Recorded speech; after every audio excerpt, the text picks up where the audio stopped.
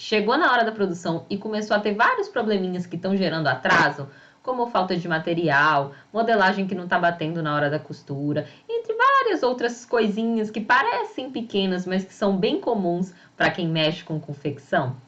No vídeo de hoje eu vou falar das etapas que são indispensáveis antes de liberar os produtos para a produção. Se hoje você ainda faz tudo sozinho dentro da sua empresa, talvez você não lide tanto com esse problema. Mas mesmo em equipes pequenas, ele é bem comum, que é a comunicação clara do que está aprovado e qual a quantidade e tamanhos que devem ser produzidos. O cortador, ele não vai sair produzindo por conta própria. A costureira não vai tirar da cartola um produto cortado. Então você precisa comunicar isso e liberar essas produções para que nenhuma etapa pare por falta de material. Então cada modelo que foi aprovado precisa ter definido quantas peças que vão ser feitas, quantas peças de cada tamanho serão feitas para poder dar continuidade no processo. Eu sei que essa informação parece óbvia. Às vezes, ali pela afobação de produzir, acaba se definindo quais vão ser as peças, mas não para fazer a conta de quantas peças realmente devem ser feitas. Inclusive, essa quantidade ela vai afetar diretamente na análise de matéria-prima e na compra de material para garantir que você vai ter tudo antes de começar a produzir. Não adianta você sair cortando de qualquer jeito porque você tem o tecido principal e aí quando esse produto entra no processo de costura começa a faltar vários aviamentos e ele vai ficar literalmente parado esperando isso chegar. Então o ideal é que se faça essa análise antes para poder garantir a matéria-prima antes e o produto fluir de vez quando chegar no processo produtivo. O segundo ponto ele está bem atrelado ao primeiro, que é você ter definido quais são esses produtos após pilotagem e aprovação. Ou seja, para cada produto que você desenhou, que ficou bonito no computador, você precisa ter certeza, antes de mandar cortar 100 peças, se uma peça daquela realmente alcançou a expectativa que você tinha.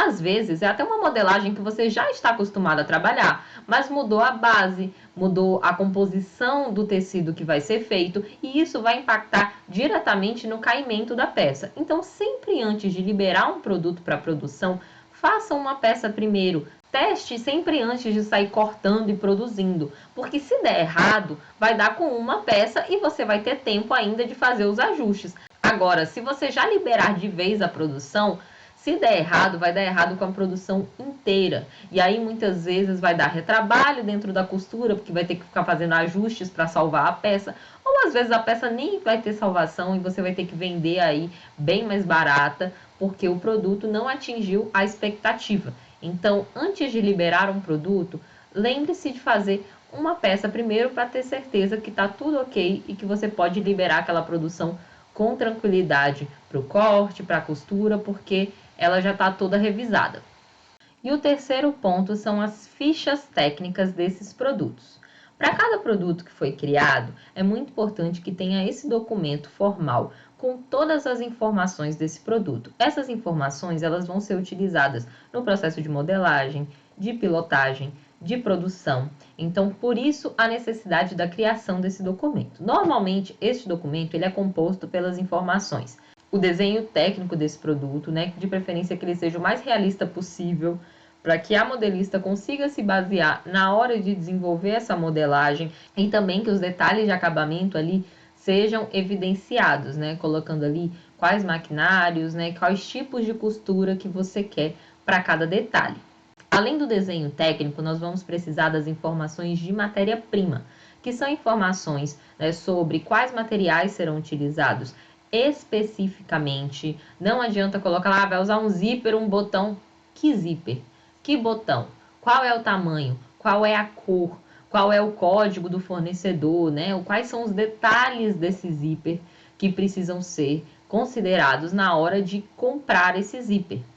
O mesmo para a matéria-prima, né? E com seus devidos consumos. Esses consumos costumam ser vistos com quem fez a modelagem. A gente sabe que para fazer uma peça piloto e um lote de produção costuma ter consumos diferentes, porque ao tirar uma peça só no material, a tendência é que sobre vários espaços, né, de sobra. E quando a gente monta uma produção, a gente faz com que esses espaços sejam preenchidos, que as peças fiquem encaixadas. Então, mesmo que você não faça esse encaixe de forma digital, com um sistema CAD, né, próprio para modelagem, ainda assim, fazendo de forma manual, você também vai ter que fazer esses encaixes. Então, com a modelagem em mãos, o modelista consegue fazer a simulação desses encaixes para chegar num consumo real do que você vai utilizar na produção. E se sua modelagem já for digital, é só fazer um encaixe, uma simulação, como se fosse para a produção, com a grade de produção que você costuma produzir. Porque a grade de produção pode acabar influenciando um pouco no consumo, né? Se você faz mais tamanhos pequenos do que grandes, a tendência é baixar um pouco. Se você faz tamanhos maiores, é aumentar um pouco. E aqui a gente precisa trabalhar de forma realista, né? Como é que vai ser a sua produção? Dentro da ferramenta do meu plano de produção, que eu disponibilizo aqui, você consegue gerar essas fichas de forma automática, com base nos cadastros dos materiais e consumos que você coloca para cada item. O desenho técnico precisa ser feito à parte, mas você consegue gerar esse PDF que eu estou colocando aqui na tela. Essas informações, uma vez cadastradas, vão ser utilizadas no processo de precificação, no processo de lista de compras, a explosão de materiais, saber realmente o que você vai precisar comprar ou não, né? E fazer as projeções financeiras do seu negócio. O quanto que você pode lucrar com essa produção, considerando todos os custos envolvidos.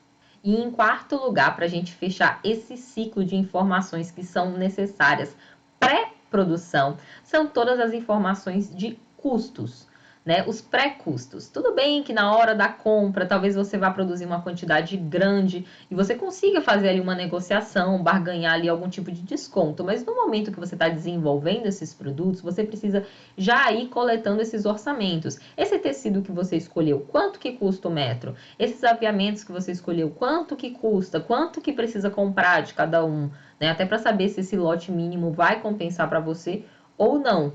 Então, ao longo do processo de construção desses produtos, de formação das fichas, a gente também já vai fazendo em paralelo esses orçamentos, né? Inclusive, quando se faz a modelagem, a prova, inclusive com as peças aprovadas, já consultar com os fornecedores de costura quanto que eles vão cobrar na produção desses produtos, porque essas informações vão ser consideradas na precificação. E no meu método, eu recomendo que você analise essa precificação antes de produzir. Você tem até o fim da produção para ter o preço definido?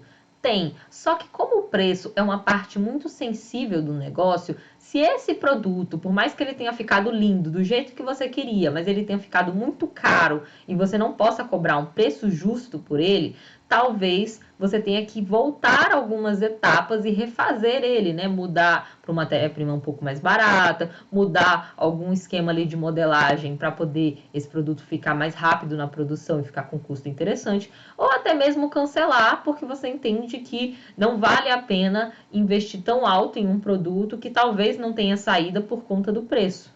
Tem um outro vídeo aqui no canal que eu vou também colocar na descrição, que é sobre precificação, que eu detalho mais essa etapa, mas o fato é, o preço ele é importante no processo de aprovação. Às vezes o produto perfeito, que não tem o preço perfeito, ainda não está perfeito para as vendas e ele vai precisar ali de novos ajustes. Então, por isso que é interessante, já fazendo todos esses orçamentos, por mais que na hora da produção você consiga barganhar algo a mais, mas durante o processo de desenvolvimento, você já precisa saber quanto que esse produto vai custar para saber se ele está apto ou não a fazer parte da sua coleção.